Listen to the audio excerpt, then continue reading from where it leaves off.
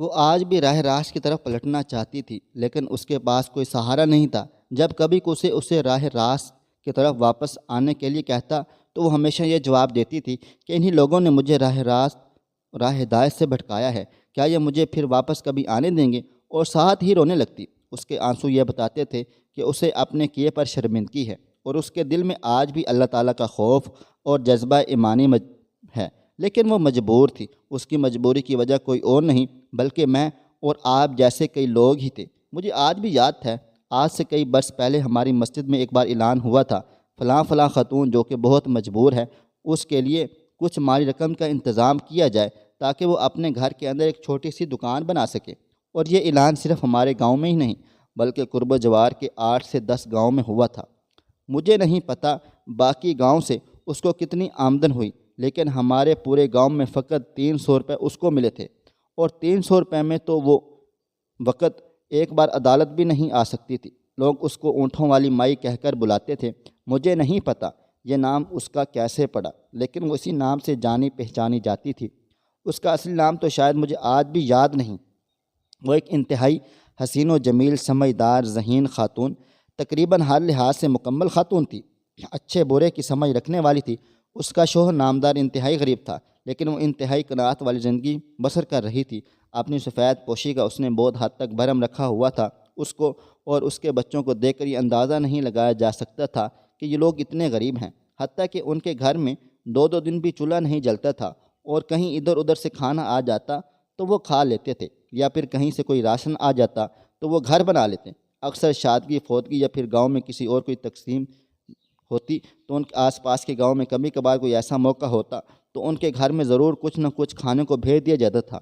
جب تک اس کا شوہر زندہ تھا تب تک حالات اس کے کسی حد تک بہتر تھے، لیکن جب شوہر فوت ہوا تو اس کے سسرال والوں نے اس سے گھر چھین لیا اور اسے گھر سے نکال دیا۔ اپنے بچوں کو لے کے وہ کہیں اور جا کر بسنے، اور اس کے پاس کوئی ٹھکانہ موجود نہ تھا۔ اس کے پاس 4 بچیاں اور ایک چھوٹا سا بچہ تھا۔ قریبی گاؤں سے خالی گھر مل گیا جہاں اس نے سر چھپا لیا۔ دور حاضر کی عدالت، جس کے جج تھوڑی دیر سی بات پر توہین عدالت لگا دیتے ہیں، انہی عدالتوں سے اس نے انصاف کی امید باندھی اور اپنے سسرال والوں پر کیس درج کر دیا کہ اس کے گھر کو خالی کروا کر اس کے حوالے کیا جائے۔ کچھ ہی عرصہ میں وکلا کے اخراجات اور کرائے وغیرہ بھرنے کی مد میں اس کی ساری جمع پونجی خرچ ہو گئی۔ جو کچھ اللہ کی راہ میں اسے ملتا وہ بھی وہیں لگ جاتا۔ یہاں تک نوبت آ گئی کہ اب اسے خیرات بھی نہیں ملتی تھی، اور وہ جسم بیچنے پر مجبور ہو گئی۔ جب بات جسم بیچنے پر پہنچی تو لوگوں نے اس کا مکمل طور پر سوشل بائیکاٹ کر دیا، بلکہ اسے گھر میں سے بھی نکال دیا۔ گھر سے نکالے جانے کے بعد اب اس کو کرائے پر گھر لینا پڑا۔ اب اس کے پاس اور کچھ ذریعہ آمدن نہیں تھا، یہاں تک کہ ہم لوگوں نے اس کی اتنی مدد نہیں کی تھی کہ وہ اپنی کوئی دکان بنا سکے۔ اب مجبوراً اس کو جسم بیچنا تھا، اور وہ بیچ رہی تھی۔ میری والدہ کی عادت ہوتی ہے کہ وہ لوگوں کا کردار اور مذہب دیکھ کر نہیں بلکہ ان کے حالات کو دیکھ کر ان سے تعلق رکھتی ہے اور ان کی مدد کرتی ہے۔ اس لیے ہم سے جتنا ہو سکتا تھا ہم اس کے لیے تعاون کرتے تھے۔ کچھ عرصہ پہلے میں نے اپنے قارئین کرام کے تعاون سے ایک غریب اور حقدار آدمی کو گنے کی جوس والی ریہڑی لگا کر دی تھی۔ یہ بات کہیں سے چلتے چلتے اس خاتون تک بھی پہنچ گئی تو وہ چند دن پہلے میری والدہ کے پاس آئی۔ اس نے میری والدہ سے میرے متعلق دریافت کیا، میرے کام کے متعلق دریافت کیا، اور پھر مدعے کی بات کرتے ہوئے کہا کہ اس کا بیٹا اب تقریباً جوان ہے، سمجھدار ہے، لیکن اس کو کوئی مزدوری نہیں مل رہی۔ اگر اس کو کسی طرح ایک لوڈر رکشہ مل جائے تو ہمارے گھر کا سرکٹ چل سکتا ہے۔ میں نے راہ ہدایت پر سے بھٹکنے سے پہلے بھی آپ لوگوں سے التجا کی تھی کہ کسی طرح مجھے ایک دکان بنا کر دے دیں تاکہ میں اپنا پیٹ پال سکوں، لیکن تب بھی میری کسی نے مدد نہ کی۔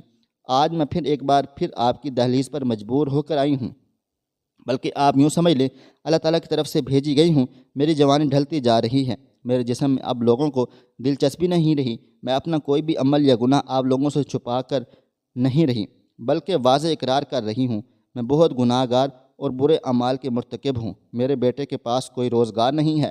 آج نوبت یہ ہے کہ اگر میرے بیٹے کو کوئی روزگار یا کاروبار نہیں ملتا، ہمیں کوئی کام نہیں ملتا تو مجبوراً میرا جسم نہیں بک سکتا، تو مجھے اپنے بیٹیوں کے جسم بیچ کر اپنا اور باقی اولاد کا پیٹ پالنا ہوگا۔ میں نے سنا ہے کہ آپ کے بیٹے نے فلاں شخص کو جوس کی ریہڑی لگوا کر دی تھی، اگر ہو سکے تو میرے بیٹے کو بھی لوڈر رکشہ لے کر دے دیں۔ اس طرح میں جس گند کے دلدل میں گری ہوں کم از کم میری بیٹیاں اس دلدل میں گرنے سے بچ جائیں اور میرے گھر میں روزگار کا سلسلہ بن جائے گا۔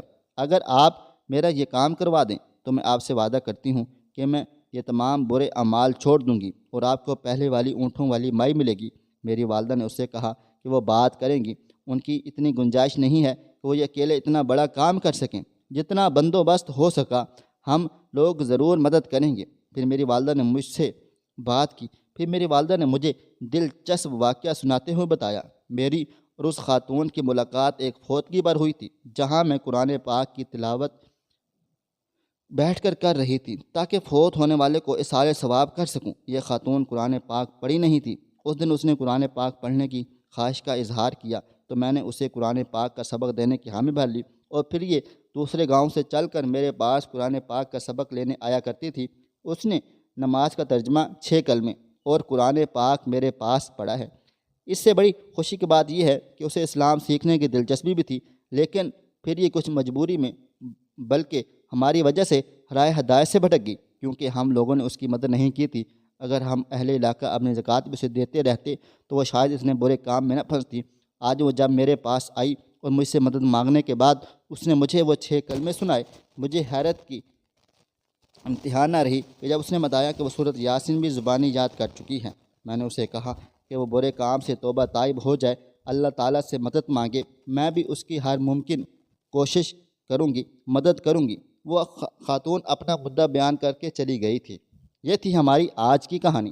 مزید ایسی سبق آموز کہانیوں اور واقعات کے لیے میرا چینل سبسکرائب کر لیں۔ ملتے ہیں کل ایک نئی اور دلچسپ کہانی کے ساتھ۔ اللہ حافظ۔